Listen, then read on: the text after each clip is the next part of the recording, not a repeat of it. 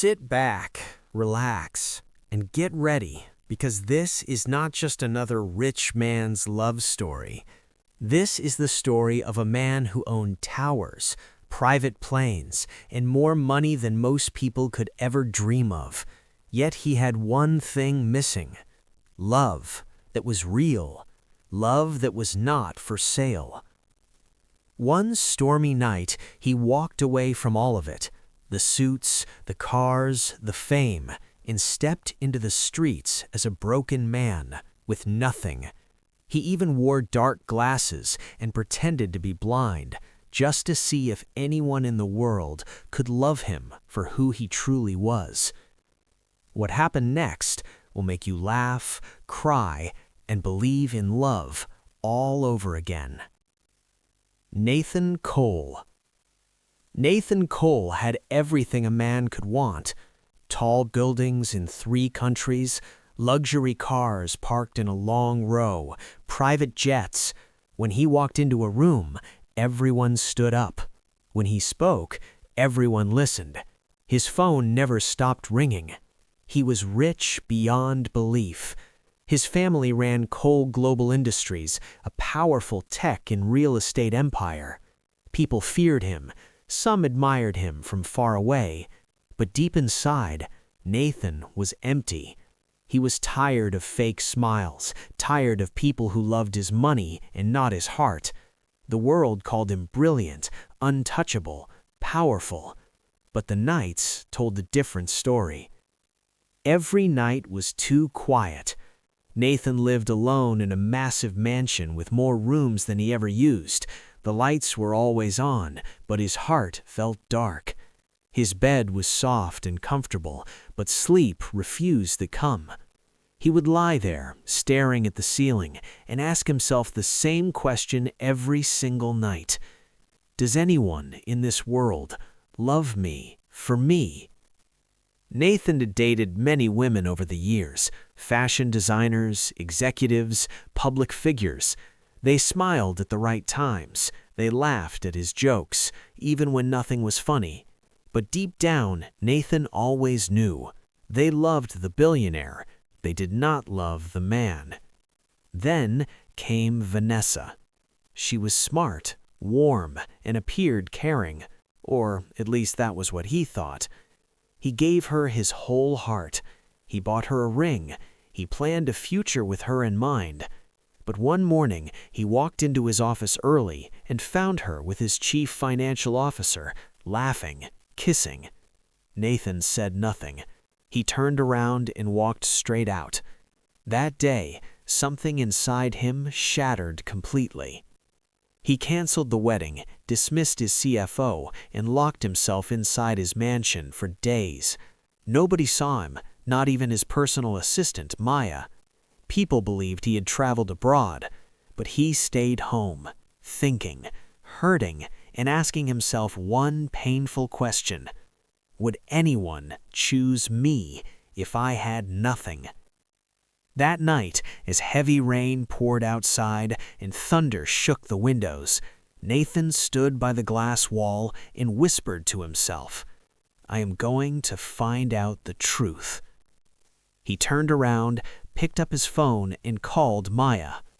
"Get me an old shirt, worn-out trousers, and a pair of cheap slippers," he said. "Sir?" she asked, confused. "No designer clothes, no watch, no driver. I want to look like a man who has lost everything." Maya was quiet for a moment, then said softly, "Yes, sir." Nathan Cole, billionaire CEO of Cole Global Industries, had made his decision. He was going to pretend to be a poor, homeless beggar. And this time, he would go even further. He would pretend to be blind. Nathan did not rush. He was careful and smart about it. He stopped shaving. His beard grew thick and wild. He put away all his suits and wore old t-shirts, worn jeans with holes, and cheap rubber slippers. No watch wrist, no bodyguards and big black cars, no fancy phone calls. He also bought a pair of dark tinted glasses, the kind blind people wear, and practiced walking slowly, tapping the ground ahead of him with a long white cane. He packed a small bag and left his mansion before sunrise. The housekeepers assumed he had traveled. Nobody knew where he was going, not even his parents, who were in London for business meetings. That made everything easier. This was his moment. Nathan found a tiny room in a run-down part of Harborview City.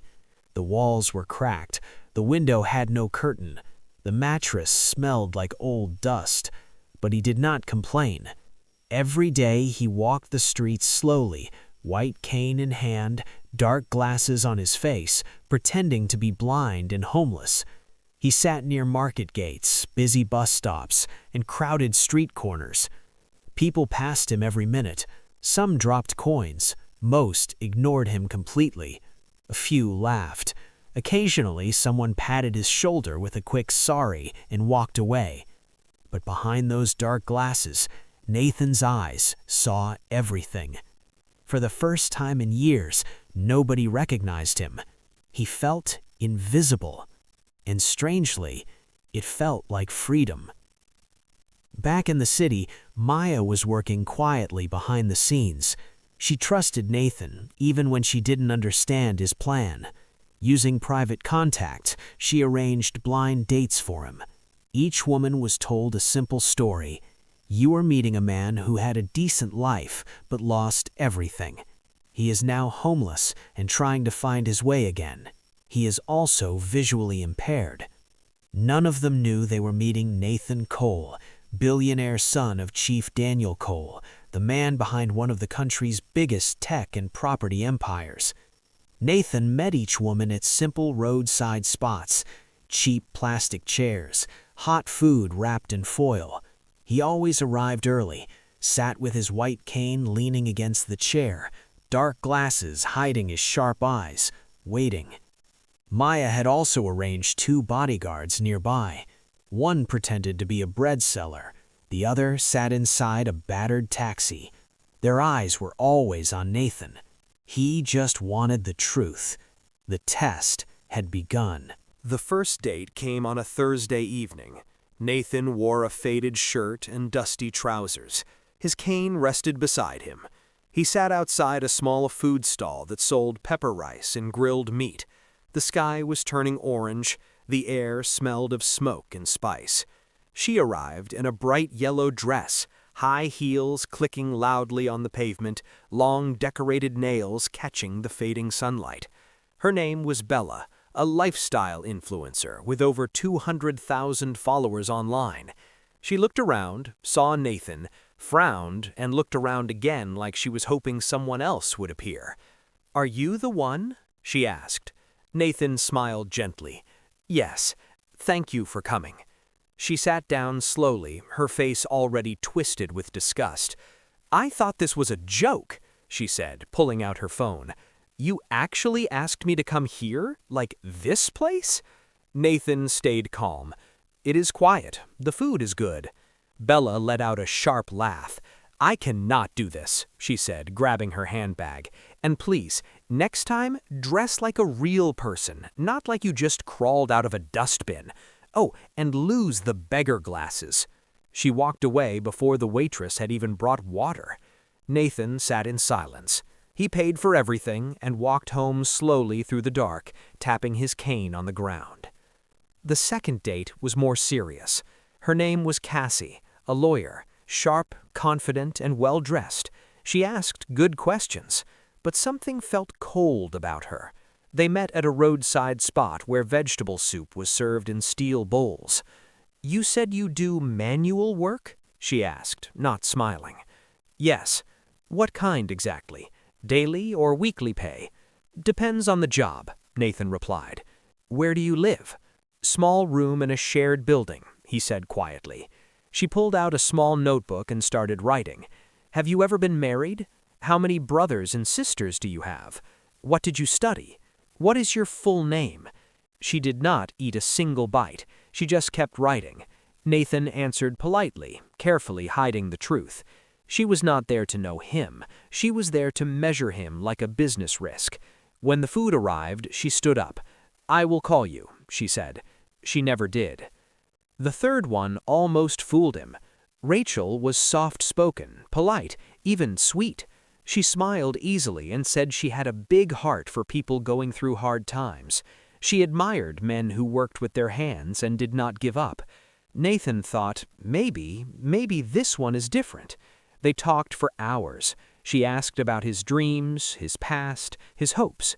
She told him stories about growing up without much money and how she understood what it felt like to struggle. Nathan walked her home that evening. She held his hand and said she felt something real between them. The next morning, she sent a message. "Hey, love, I did not want to ask, but I'm in a difficult place. My rent is due and I have nothing at home to eat. Even a little help would mean everything. I really believe in us." Nathan stared at his phone. So that was it. Less than 24 hours and already she was asking.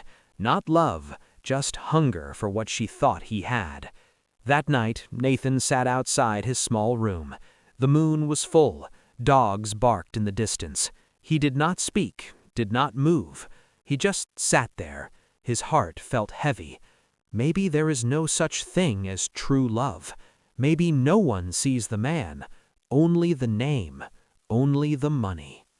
Nathan woke up one morning and just sat on his bed, staring at the wall. The fan above his head spun slowly. The heat was heavy. His shirt clung to his back with sweat. He had been kind. He had been honest. He had been patient. And still, every woman either laughed at him or tried to use him. He picked up his phone and called Maya. When she answered, he did not even say hello. "I'm done," he said. Maya paused. "What do you mean, sir?" "I have tried. I have walked in this heat. I have sat in broken chairs and eaten cheap food. Nobody is real. Maybe they never were." "Sir, I'm just a target," he said. "They don't want me. They want what I might have." He was ready to pack his bag and return to the mansion. Then Maya's voice softened. "There are good people out there, sir," she said. "I married one of them." He went quiet. "You never told me about your husband," he replied. "He wasn't rich when we met," Maya said. "We found each other when we were both broke. We had nothing but hope, and 10 years later, we're still standing, happy, and we have everything we need." Nathan said nothing. Maya added, "Don't let 3 bad women stop you from believing in the one good one." He gave a small scoff. "You really think someone can love a man who has nothing?" She replied, "Yes, but only if that man truly becomes nothing." Nathan's eyes narrowed. "Fine," he said slowly. "Let's take it all the way." Maya blinked.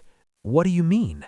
"I will go out again," he said, standing up slowly, "but this time not as a poor worker." He paused. "I want to go out as a man who has truly lost everything, blind, homeless, and alone." There was a long silence. Then Maya said quietly, "Okay, I will help." The next day, Maya brought a bag. Inside were torn trousers, 2 ragged shirts, a thin, worn-out hoodie, and a pair of old sandals held together with thin rope. There was also a faded sack with tiny holes, the kind that looked like it had been used for years in a street market. And of course, the white cane and the dark glasses. Nathan put everything on. He looked in the mirror for a long time. Even he could not recognize himself. Maya adjusted his collar quietly and whispered, "Don't speak much, just sit." "No one has spoken to me kindly in a very long time," he said. Sophia smiled again. "Then it is about time someone did." He followed her to the shop, small, wooden, and full of colorful fabric, and for the first time in weeks, Nathan felt like a real human being. That night, the rain did not stop. It kept beating the roof of Sophia's tiny sewing shop. Nathan sat on a small stool near her work table, his clothes drying slowly under the warm glow of a single light bulb. Sophia boiled water and poured it into a cup of strong tea. "Drink this, you will feel much better," she said, handing it to him. He took it with both hands. It was the warmest thing anyone had given him in a long, long time. They sat quietly for a while. Then Nathan spoke softly. "I am homeless for now." Sophia looked at him, surprised but not shocked. "Well, if you do not mind, you can stay here," she said, glancing around the shop. "It's not much, but it's dry and it's safe. My house is just around the corner. I come here every evening after teaching. I will bring you food." Nathan felt something warm in his chest, not from the tea, from her. "I can help you," he said, "with sewing or running errands, anything you need." Sophia laughed gently. "Do you even know how to sew?" "I can learn," he said. And so the days passed. Nathan helped clean the shop, cut fabric, carry bags for customers, and deliver finished clothes across the neighborhood. In the evenings, he waited for Sophia to return from school, dusty and tired, but always smiling. She would change into her work gown and sew until late into the night, measuring, stitching, and folding. Nathan watched her closely. She was not just kind, she was fire and grace all at once, a woman who taught children every single day and still had the energy to build her own business in the evenings. One afternoon, as they folded fabric together and laughed at a crooked zipper, Nathan said jokingly, "You know, I'm actually a billionaire, right?" Sophia chuckled without even looking up.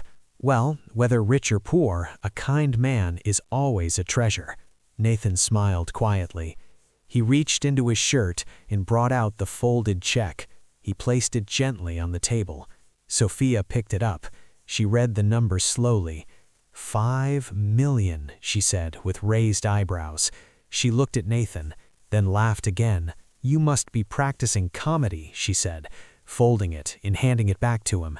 Nathan stared at her, completely amazed. Not once did her eyes show even a flicker of greed.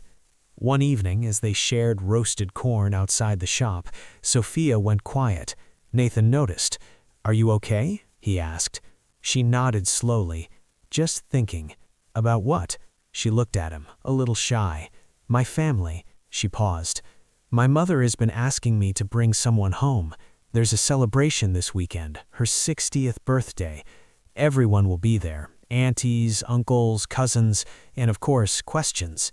"Questions?" "You know the kind," she said with a faint smile. "When will you marry? Where is your man? Are you hiding someone?"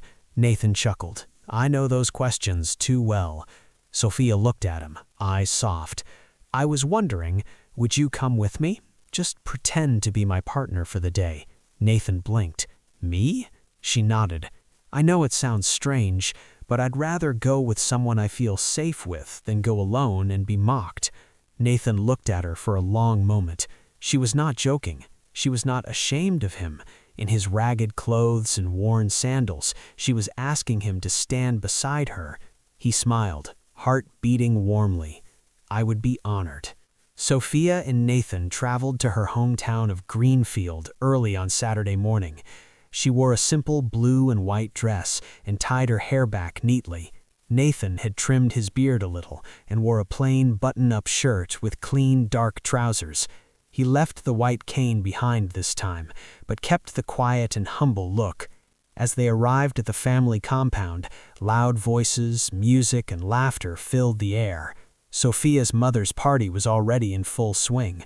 Plastic chairs spread across the yard, steam rose from big pots of rice, meat sizzled on open grills.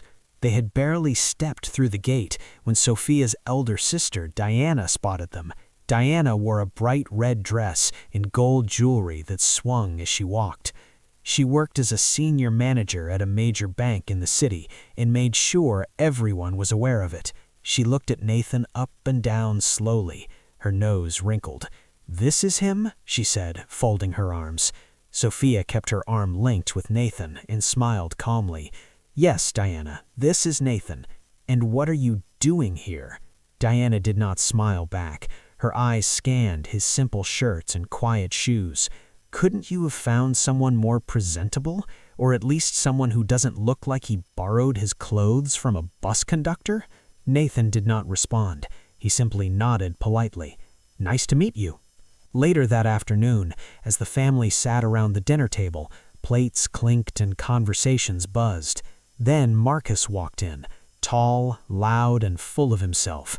He was Sophia's former boyfriend. He wore a designer shirt with the Cole Group logo printed on the chest and walked like he owned the entire compound.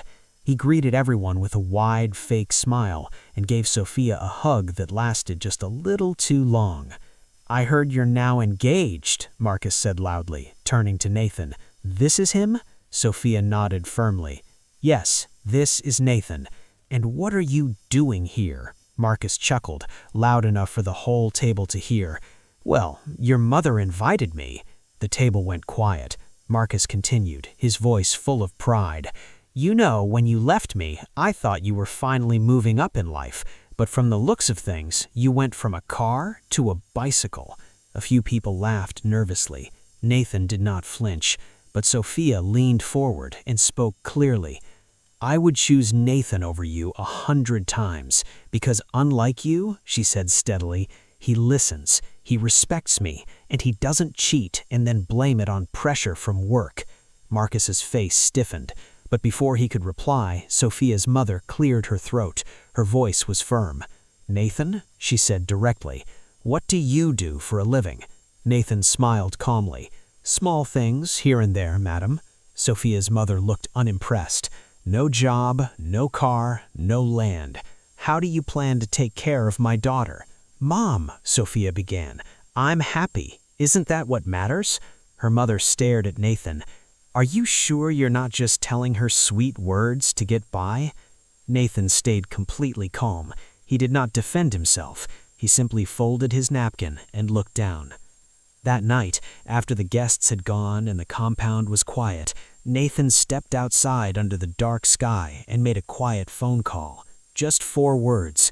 "Maya, send it tomorrow." The next morning, the sun rose golden over the Greenfield compound. Everyone gathered in the yard for breakfast, eating leftover rice and sharing stories from the night before. Then, a deep sound came from outside the gate, the heavy hum of engines. A sleek black SUV rolled in, followed by 2 more matching vehicles. All 3 were spotless, tinted, and clearly expensive. The driver of the first car stepped out, holding a red folder in a small wooden box. "Who is the mother of Miss Sophia?" he asked. Sophia's mother stepped forward, confused. The driver handed the box with both hands. "Your daughter's partner instructed us to deliver this." Inside the box were car keys for a brand new vehicle waiting at the gate. The yard gasped. "Wait," someone shouted, "is this for real?" Before Nathan could say a word, Marcus stepped forward, puffing out his chest. "Come on now," he announced loudly, patting his collar. "You all know I had to do something special for the woman who raised my first love." Eyes turned to him. "You bought all this?" someone asked. Marcus winked. "Senior manager at the Cole Group, remember? Life is good these days." Everyone clapped. Diana hugged Marcus. "Now this is a real man."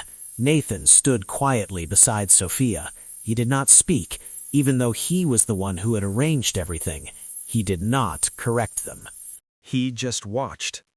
Later that week, back in Harborview City, Sophia invited Nathan to a housewarming party. Her old university friend Grace had just bought a new flat and invited their group of friends.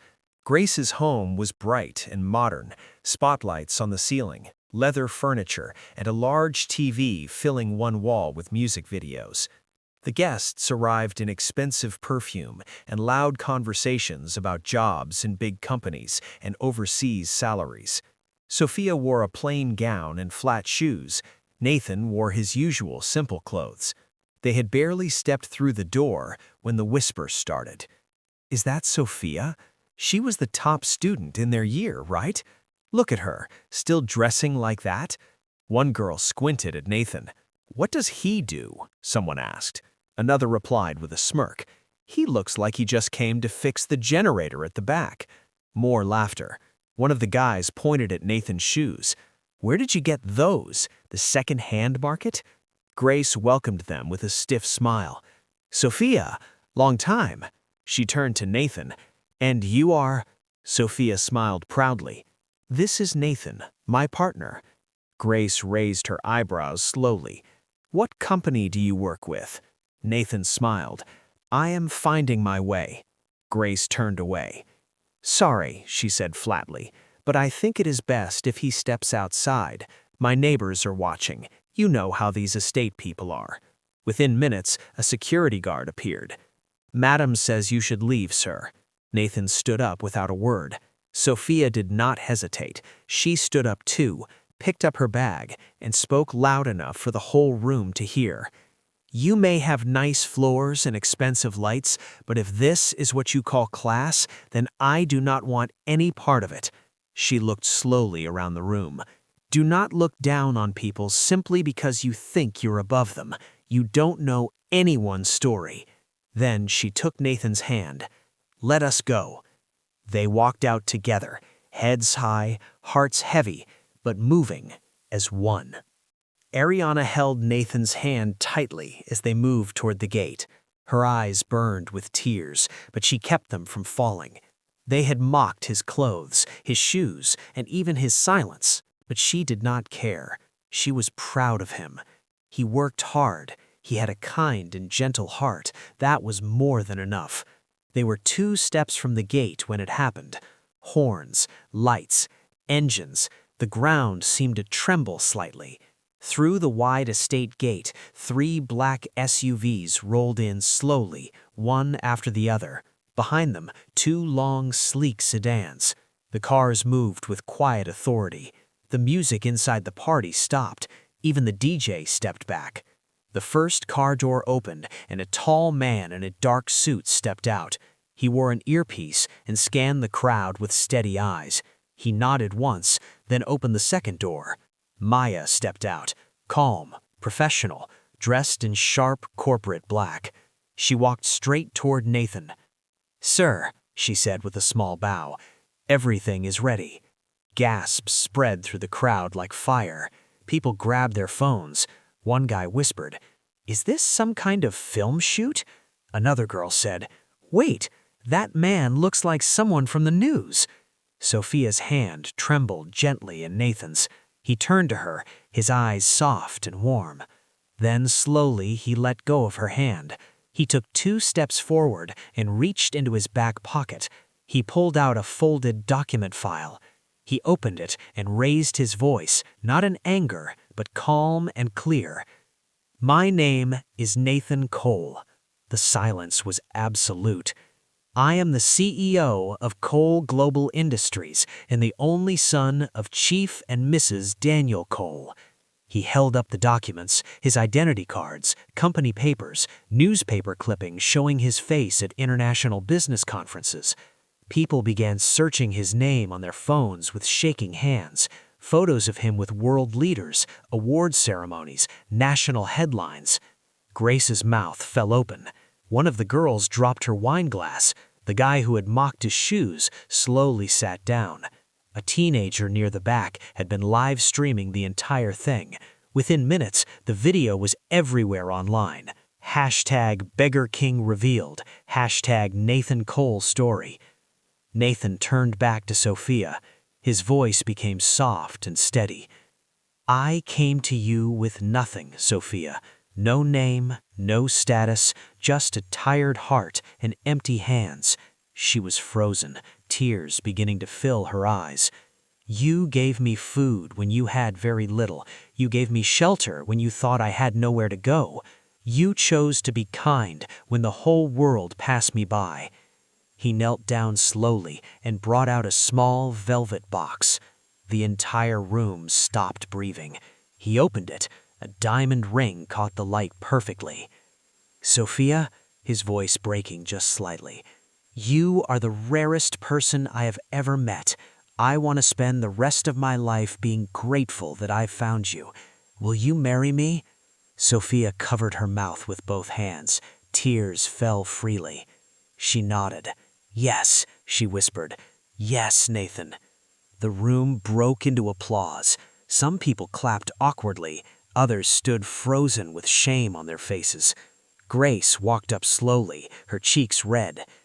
"Nathan, I'm so sorry. We didn't know." He looked at her calmly. You judged the cover and missed the whole story." Then he turned back to Sophia, took her hand, and held it tight. "You were the only one who truly saw me." 2 days after the housewarming, Nathan held a press conference. Not for business, not for profit. It was personal. Cameras flashed, microphones pointed forward, reporters whispered. Then Nathan stepped to the podium in a dark blue suit, calm and confident. Maya stood beside him. He cleared his throat and began. "I have a personal announcement to make today, one that is bigger to me than any business deal." He looked into the cameras. "I want the world to know the woman who changed my life with a plate of food, a dry cloth, and the most honest heart I have ever known." He smiled. "Her name is Sophia Reyes, and she is the woman I am going to marry." The press room erupted. Screens across the country lit up with the story. Blogs, headlines, social media. Kohl's CEO to marry seamstress and teacher. From the streets to the altar, Nathan and Sophia. Back in Greenfield, phones started ringing one after another. Sophia's mother sat in silence reading the news on her small phone, lips pressed tight together. Deanna cried quietly in her kitchen, full of shame for her words. Marcus sat on the edge of his bed, pale and stunned. He had insulted the CEO of the very company where he worked as a junior supervisor in a small regional branch. His hand shook. He did not sleep that night. Back in the city, Nathan took Sophia to a beautiful house with white walls, warm golden lights inside, and a flower garden that bloomed all year long. "This is yours," he said. She stood speechless. "And this," he added, holding up a set of car keys, "is your car." Then he handed her an envelope. She opened it slowly. 100 million deposited into an account in her name for her sewing business, her school, and her dreams. Sophia's eyes filled with tears. But then, gently, she handed it back. Nathan blinked. "I didn't help you because I wanted something," she said softly. "I helped you because it was the right thing to do. I can't take this." Nathan stared at her, completely stunned. Everyone else had always wanted more. She wanted nothing. Maya, standing nearby, let out a small laugh and whispered, "I told you so." Nathan smiled, eyes still on Sophia, "And I'm never letting you go." Later that evening, Nathan's parents returned from their long trip abroad. The house was quiet when they arrived. A few minutes after they settled in, Maya knocked softly and entered. "Your son is now engaged," she said gently. "I believe you have seen the news." His mother's smile froze. "To that woman?" she asked sharply. Her face went tight. She stood up, pacing. "She is a school teacher, a seamstress. She is not from our world, Nora." His father remained quiet. "She will embarrass us at international events. What will people say?" Maya replied evenly. "People will say your son found love. That is all." But Jonathan's mother shook her head. "She is not his equal." She folded the news article and dropped it on the table. "This is not over." The next morning, Nathan sat across from his parents in the grand living room of the Cole mansion. Sunlight poured through the tall glass walls, but the air felt cold. His mother sat upright, fingers tapping slowly. His father watched in silence. "I am glad you are back," Nathan said calmly. "There is something I want to share." "We already know," his mother cut in, placing a tablet on the table, showing a photo of Sophia smiling and holding Nathan's hand. "She is sweet," his mother said, voice tight. "But Nathan, this will not work." He looked at her. "She is kind, hardworking, and honest. What more could I want?" "You need someone who fits our world," his mother said. "Someone who understands power, politics, and public life." Nathan shook his head.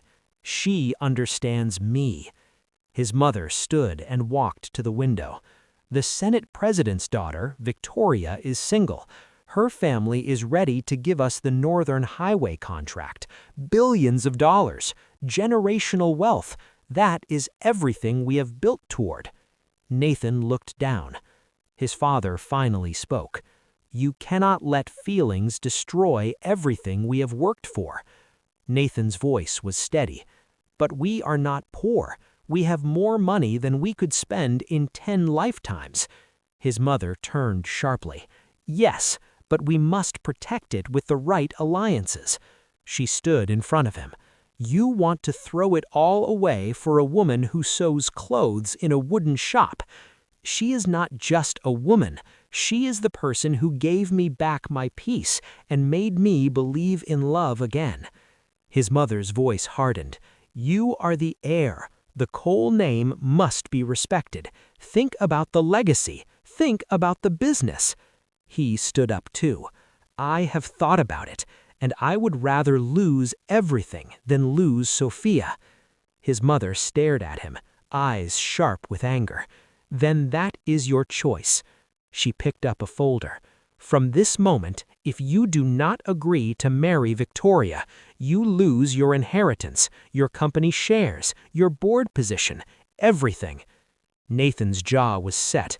"My assets are not all tied to Cole Global," he said quietly. "I am not afraid to start over." The silence in the room was heavy. The battle between love and legacy had truly begun. Nathan left the mansion that day, feeling torn in two. He had chosen love, but at what cost? His inheritance, his company, everything that carried his name. That night, he sat with Sophia in her small living room. The fan creaked above them. A single bulb gave off soft light. She sat beside him, quiet and thoughtful. He could see the pain in her eyes. "You do not have to say it," she said softly. "I know what your parents said." Nathan turned to her. "I do not care what they say." "But Nathan," she whispered, "you have given everything to that company since you were young. It's your life. It's your name." He held her hand gently. "You are more than all of that. I can start again. I have savings, investments. I will not go under." Her eyes filled with tears. "I feel like I'm pulling you away from your world." "You are not," he said firmly. "You are giving me a better one." But deep inside, Sophia was hurting. She saw the pressure building, the headlines, the looks from people, deals quietly falling apart. She did not want to be the reason he lost everything he had worked to build. The next morning, Nathan woke up, and the room was empty. Sophia was gone. Her sewing machine sat still, her pile of fabric untouched. On the table was a small handwritten note. "I love you with my whole heart, but I would rather watch you succeed from far away than be the reason you lose everything you have built. By Sophia." Nathan stood there holding the note, the paper trembling in his hands. He felt like the floor had vanished beneath his feet. Days passed in silence. Then came the high society gala at Cole Towers. Gold chandeliers, silk curtains, press and photographers everywhere. Every important face was in the room. Senators, executives, foreign investors. It was meant to be a night of power, a night to announce Nathan's engagement to Victoria, daughter of the Senate president. She stood near the stage in a glittering gown, cameras flashing at her smile. Nathan arrived late. All eyes turned toward him. He walked in wearing a plain black suit. No tie, no designer accessories, just calm strength in his step. He walked to the stage and took the microphone. "Good evening," he began. Silence. "I know this night was prepared for an announcement, and there is one." People leaned forward. He looked around the room, then spoke clearly. "I do not want a queen built on politics. I want a queen with a heart. The queen of my heart." Gasps rose from the crowd. Victoria blinked. "My parents gave me an ultimatum," he continued. He paused. "I chose love. I choose love tonight and every night after this." He looked straight ahead, voice steady.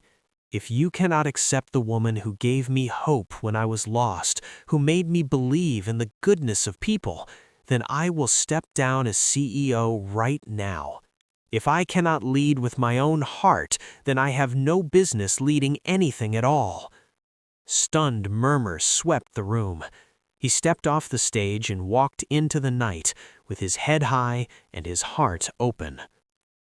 Meanwhile, far away from all of that, Sophia sat alone on the edge of her bed in a quiet rented room. Her fingers trembled as she held a small white test strip. 2 pink lines. She stared at them again and again. Tears rolled down her cheeks, not from fear, but from the weight of love and confusion sitting heavy in her heart. She was pregnant. It had been 2 weeks since she left Nathan. She had not answered his calls. She had not opened his messages. She had moved to another part of the city, found a room with an old friend, and started teaching at a small community school. Every morning she told herself, "It is better this way. He has enough pressure. He deserves to fly without worrying about me. I will raise this child alone. With love." She rubbed her belly gently. "You are not alone," she whispered. "Mummy is right here." But at night, she held her pillow and cried silently, because she missed him deeply and honestly. Meanwhile, Nathan was restless. He had searched the city, called every number he had for her, visited her old neighborhood, even returned to Greenfield. No one had heard from her. He stood outside her darkened sewing shop one evening and whispered to the empty air, "Where are you, Sophia?" One quiet afternoon, Nathan's mother attended a charity event in a small town. She had needed to get away from the noise after the gala disaster, after Nathan had walked away from the company and his inheritance in front of the whole country. As she passed a small health center on her way out, she noticed a familiar face, thin, a little tired, but glowing in a quiet way. It was Sophia. She was helping a pregnant patient carry a bag of supplies to the car. Nathan's mother stopped. She watched from a distance. She saw how Sophia smiled gently, held the woman's hand and wiped her tears without being asked. Then her eyes dropped to Sophia's belly. The bump was small, barely visible to most people, but a mother's eye is sharp. Her breath caught. She pulled a nurse aside quietly. "Do you know that young woman?" The nurse smiled. "That is Miss Sophia, a very sweet person. She teaches the children here too. She is expecting, lives simply, but she is always the first one to help others." Nathan's mother stood in silence for a long time. The woman she had rejected, the one she had said was not from their world. She was carrying her grandchild, and carrying it with quiet dignity and grace. For the first time in a very long while, something in Nathan's mother's chest melted. She sat in her hotel room that evening, holding a cup of tea that had grown cold. She kept seeing Sophia's face, the way she smiled through tiredness, helped people with nothing to gain, and carried Nathan's child without asking anyone for a single thing. Her husband came in silently and sat down with his reading papers. "I saw her today," she said softly. He looked up. "Who?" "Sophia." His eyes shifted slightly. "She is expecting," she added. "Living in a small place, teaching, helping at the clinic, still walking tall." He said nothing for a moment. "She is carrying our grandchild," she said, with a small, tearful sound of a laugh. "And I judged her all this time. I judged her for not being born into money." She looked at her husband, voice firm. "But she has something that money cannot buy. Strength, loyalty, a real heart." His face softened in a way she had not seen in years. "She is the right one for our son," she said quietly. And for the first time in a long time, her husband walked over, sat beside her, and nodded slowly. "You are right. I have watched how much our son has changed since he met her. He's better. He's calmer. He's whole." That same evening, Nathan received a message from Maya. She had the address. He did not wait even a minute. He drove himself to the quiet little clinic in the small town.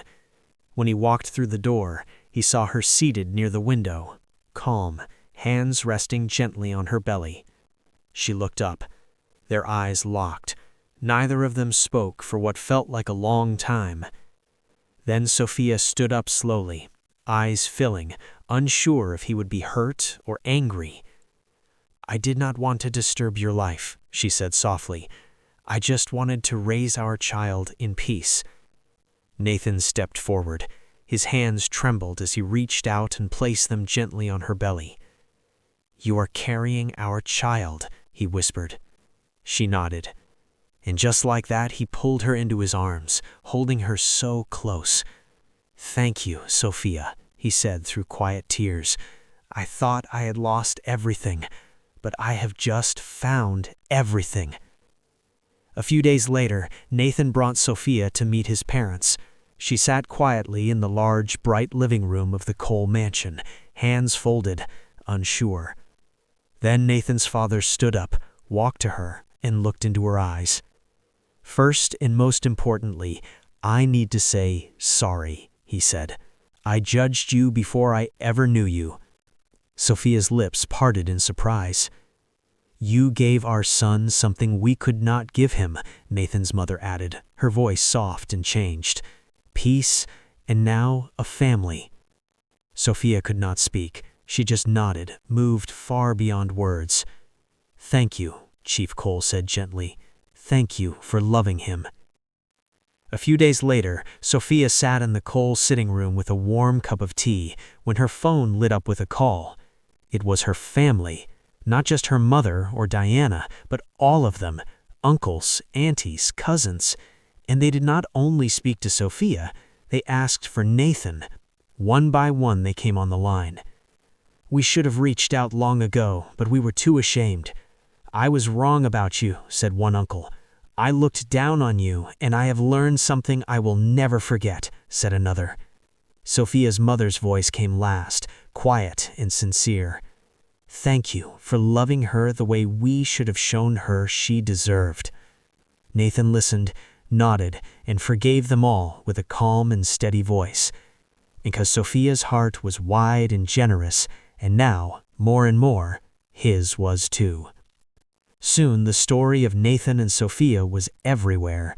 Newspapers, news channels, podcasts, the billionaire who pretended to be a blind, homeless beggar to find real love, and the teacher who loved him without ever knowing his name, his wealth, or his family. Investors admired his honesty. Shares in Cole Global doubled in a single week. Old partners returned, new ones came forward. People trusted him more now, not just as a businessman, but as a man with a real heart. As for Marcus, his fall came quietly with no noise and no cameras. One morning a memo arrived from Cole Global headquarters. He had been terminated. A financial review had uncovered that he had been moving company funds quietly into private accounts. Nathan had not asked for the investigation. He was too busy and too happy to even think about Marcus. But what Marcus had planted in the dark had grown into his own downfall. He left in silence, knowing he had lost not just a job, but his own honor. The sun shone softly on the morning of the wedding. The air smelled of fresh jasmine and white roses. A long ivory carpet stretched down the aisle outside the Cole estate, lined with golden chairs and soft flower petals. White doves sat in cages nearby, ready to be released. The world had heard about this day. But inside the estate gates, it was not about power or wealth. It was about love, true love. Guests filled every seat, world leaders, executives, and old friends. But Nathan's eyes searched for only one face. And then she appeared. Sophia walked slowly down the aisle in a white dress that flowed gently with every step. Her hair was styled in soft curls under a veil, and she held white flowers in her hands. Simple, elegant, exactly like her. She walked like the woman she had always been, now seen by the whole world. Gasps came from the crowd, not just for the beauty of her dress, but for the glow on her face. Diana sat near the front, tears already on her cheeks. Sophia's mother pressed her heart to her heart, overwhelmed with pride. As Sophia reached the altar, Nathan's eyes were full of tears. She looked up at him and whispered, "Hi." He whispered back, "You are breathtaking." The minister smiled and invited them to share their vows. Nathan took her hand and began, his voice trembling with love. "Sophia Reyes, when I came to you, you thought I had nothing, no name, no suit, no car. But you did not see a beggar. You did not see a blind man. You saw a person. You fed me. You sheltered me. You believed in me, even when I had stopped believing in love myself. I stand here today not because I am rich. I stand here because your love made me whole. I promise to cherish you, honor you, and choose you every single day for the rest of my life." Sophia wiped her tears and spoke steadily. "Nathan Cole, you came into my life as a stranger with tired eyes and a long white cane. I did not know your wealth, I did not know your name, but I knew your soul, and I loved it without condition. You made me feel seen, safe, and fully valued. Even when our love was tested, you stood firm. You chose me. I promise to walk beside you through every season, in riches and in the simple days, in silence and in celebration. You are my safe place, my home. I love you now and always." The whole crowd was moved to tears. Even the cameras were still. When the minister finally said, "You may now kiss your bride," Nathan held her face with both hands and kissed her with everything in his heart.